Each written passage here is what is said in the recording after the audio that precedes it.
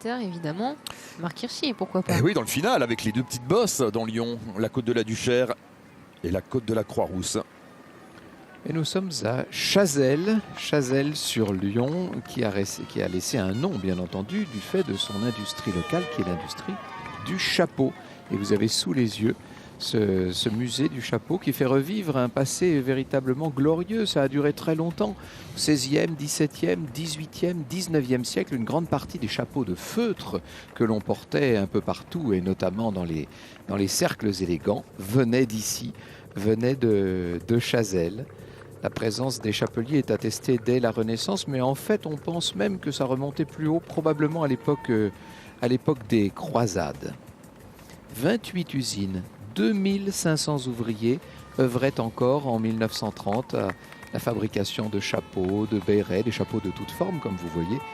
Ces célèbres feutres dont les marques sont restées célèbres, Fléchet bien sûr, France ou Moreton. La dernière de ces fabriques de chapeaux à Chazelles a hélas fermé en 1997.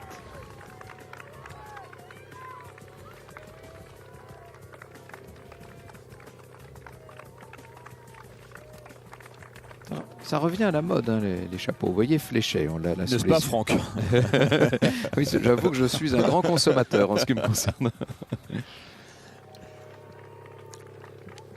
Et dans le peloton, il y avait la grande mode des casquettes. Elle s'est perdue, évidemment, hein, depuis que les casques viennent coiffer la tête des coureurs.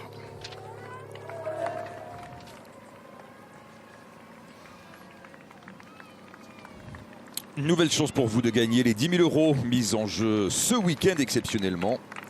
Il faut répondre à la question du jour. Pour cela, quel coureur a pris hier le maillot blanc du meilleur jeune au Colombien Egan Bernal? Réponse 1, Enric Mas. Réponse 2, Tadej Pogacar. Vous envoyez votre réponse 1 ou 2 par SMS au 7 30 03 ou sinon vous appelez le 34 35. Tirage au sort demain soir pour gagner les 10 000 €. Et en jouant, vous pouvez toujours bien sûr gagner 30 000 €.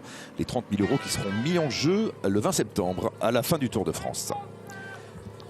Nous sommes entrés dans le département du Rhône. Le Rhône très peuplé, 1 882 000 habitants, avec bien sûr pour préfecture Lyon et pour sous-préfecture Villefranche-sur-Saône. On marque une pause et on se retrouve dans quelques instants pour le final de cette 14e étape du Tour de France.